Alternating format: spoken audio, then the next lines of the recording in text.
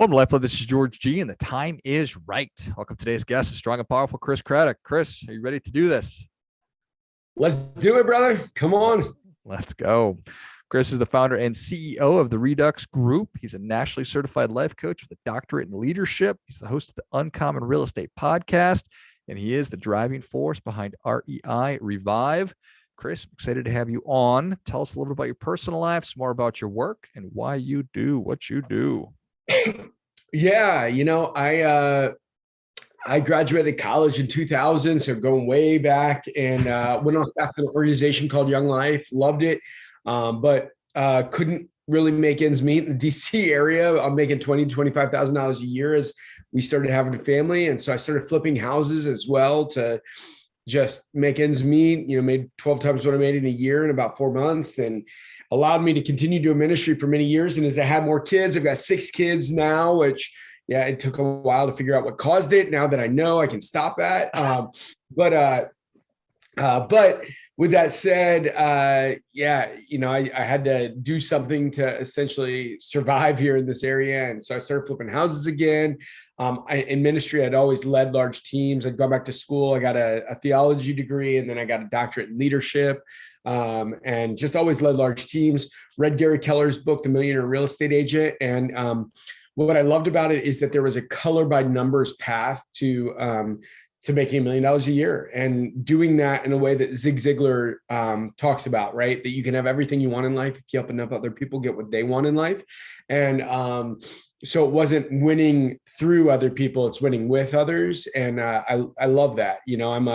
I'm a massive extrovert, and I would rather make a little bit less money and do it with a bunch of people I love than make more money and, do it by myself. So yeah, we started building a team, and the team started growing really fast. And then we started looking at a lot of other verticals within the sector we're in, everything from insurance to construction to title to lending to hard money lending to flipping and wholesaling and buying property portfolios. And the list goes on and on. Coaching and, as a real estate agent, I'm part of EXP, which, incentivizes you to bring in other real estate agents and kind of coach them. So anyway, that's my story in about 5 minutes. So sorry, I went too long. Not at all. I think that's really well done. So 6 kids. We're roughly the same age, Chris, and I've got 2 kids. So there's a whole podcast, probably a whole series of podcasts on that, but that's for another day.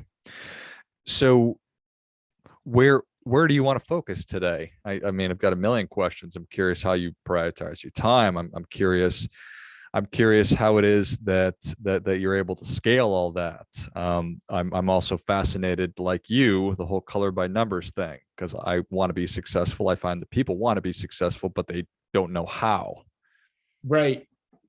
Yeah. Well, I'll tell you, that's one of the big things is, if you're a business owner or business leader or ever want to become one of the books I think everybody needs to read is called The E-Myth. So many people have talked about it in the past. Lots of entrepreneurs talk about it, but that's one of the big things is that you get into something like let's just call it real estate, right? Which I got into, and you can make a lot of money and everybody thinks you're going to build a business, but really what you're doing is just building a high paying job for yourself. And Robert Kiyosaki talks about that in the 4 the cash flow quadrants, right? Where you realize that no matter what you do, or even flipping, people think that's real estate investing. Well, it is kind of investing, but it's no more investing than investing your time in being a real estate agent, or investing your time in your 9 to 5, or investing your time in something else, unless you build it to a place where you are not involved, right? So I've got one of my really close friends that I've in a mastermind in, and he built a real estate team, which you don't see much of this, where he made about $1 million a year when he worked 16 hours that year in that business, right? And so that's a real business, right? Otherwise, you're looking at a job where you are trading time for dollars, right? Even if you're the business leader, if you are required, if you disappear for 2 months and the business kind of starts falling apart, then you have a job, you don't have a business. And so that's that whole idea is build your business so that you are not required. And then If you're like me and I enjoy working, I enjoy the thought process of it. What you add to your business just adds superpower, super fuel to it, and just helps it grow even more. But it needs to be something that if you disappear, your income doesn't disappear, or you've just got a job, right? And so that's kind of my thought behind that. Yeah, well, I appreciate that. So you obviously have a passion for the ministry. You've got a passion for leadership and developing teams. Could what you have done, could it have been in anything? Could it have been, you mentioned construction and insurance. This is all transferable? Yeah, I mean, it literally could be anything. I think running a business is the same thing. It's all about leads and leverage, right? You bring in, so it starts with activity and skill, right? That's how you earn the right.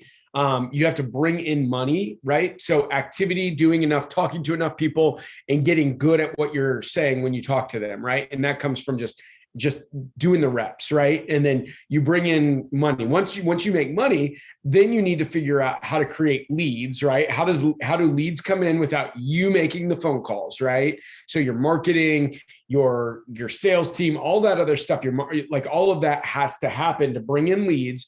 And then leverage. How can you get your business to run without you running it, right? So it starts with activity and skill. And then once you've earned the right, and you earn the right, like everybody says, well, how do you earn the right? Well, you earn the right when you prove that you're good enough that the market's going to pay you money to do what you do, right? And so once you have money, your business earns the right to build out its org chart. And then when you build out your org chart, that's when you replace all the things that you're doing with other people that can do what you're doing. And I'll tell you, like, I'm a massively good closer, right? Like I'm a great sales guy, but I'll tell you, one good sales guy or 5 sales guys that can do 80% of what I can do are going to outperform me all day long. But then here's the crazy thing. What I found is a lot of the salespeople that we brought in, they weren't as good at me as I am at first. But what I found was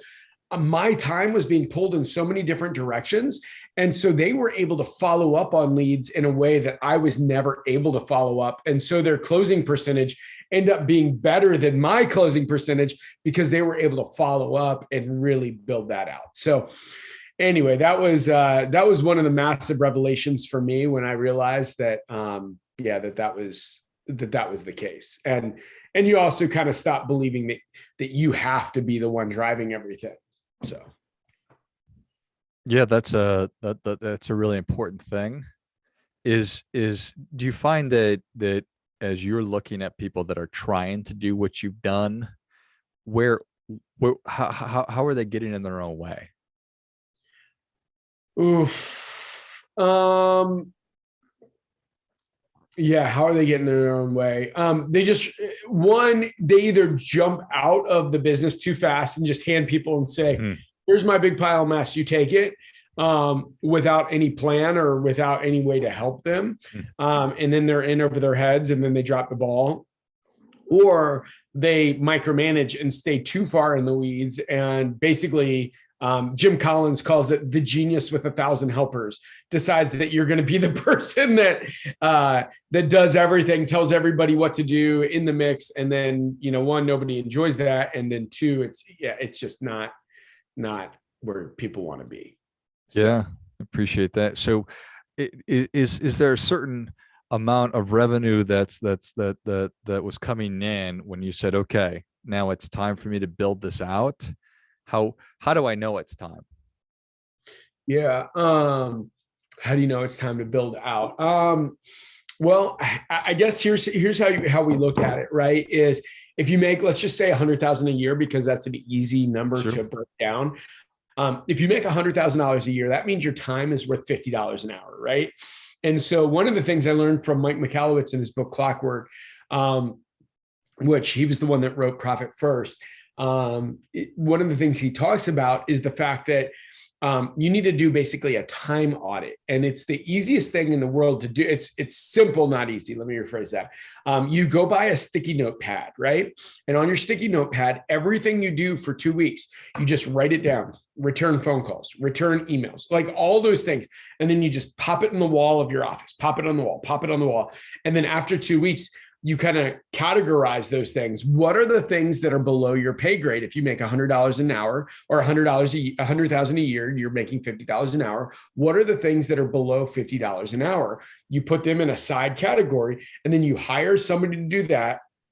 You keep doing the other things. And then those things you're doing, I guarantee you, if they're above $50 an hour, your income goes from $100,000 a year to $200,000 a year, $300,000 a year. And then after a few months, then you do that again, because now all of a sudden you're making $200,000 a year. And so now your time is worth $100 an hour. So now you're looking to hire anybody that is going to do these jobs that are less than $100 an hour. And that's part of your leveling up, so that you're getting the things off your plate that are not in your genius zone, the things that are the highest income producing activity for you. Does that make sense? It does. It makes a ton of sense. It definitely answers my question. And you are helping, you're helping a lot of the time people make careers in real estate. And so I imagine it's not dissimilar to somebody who's starting a financial planning practice or an accounting practice or a law firm. It's like professional services. So there probably a lot of people who are listening are getting hung up on these parts of just sort of having the same year over and over again. Right.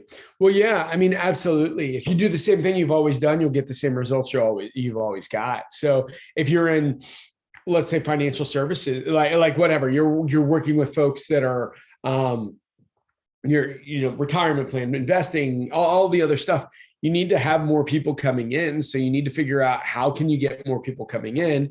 You need to be better at closing, right? And then once you're better at closing, you can do more marketing. You can hire more people to bring more people to the plate, which then you can get more people to be talking to those folks to close them, right? Other people that are working for you that'll close, maybe lower dollar accounts, and then you shift to higher dollar accounts, right? And then you start building out your team like that, right? And that's that whole idea, right? So I remember for me, even though I love working with buyers, that was one of the massive changes for me is if I'm working with a person selling a house, right? So now my time moved to kind of coaching my agents who are then working with the clients, right?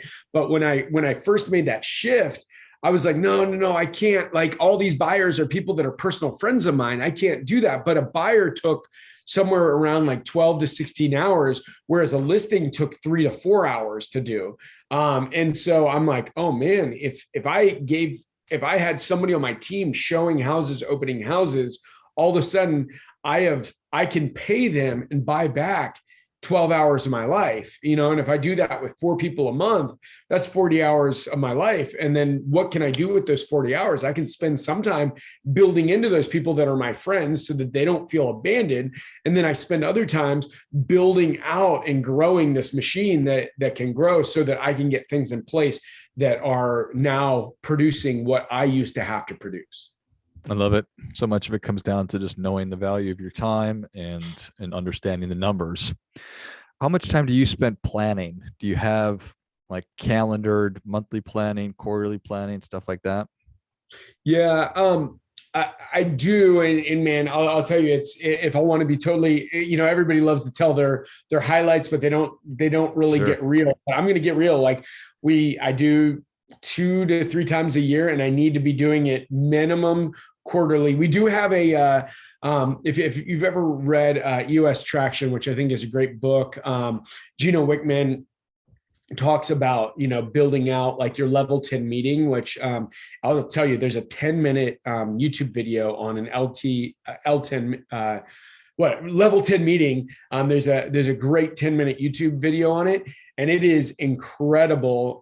And so we do that every Thursday and check on our quarterly goals and stuff like that. But we need to be spending more time every single quarter building out the quarterly goals rather than just kind of yearly by yearly stuff. So we do it, but and we do it a lot more than we originally used to, but it's not enough, and definitely not enough.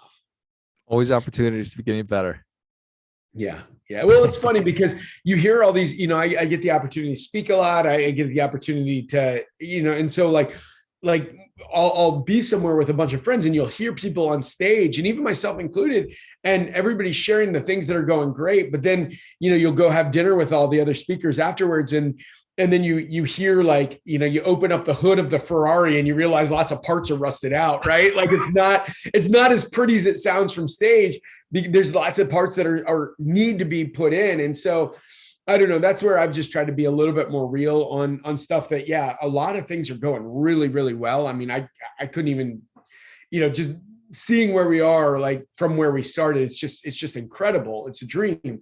But the reality is there are still so many broken parts and so many pieces that aren't where we need to be.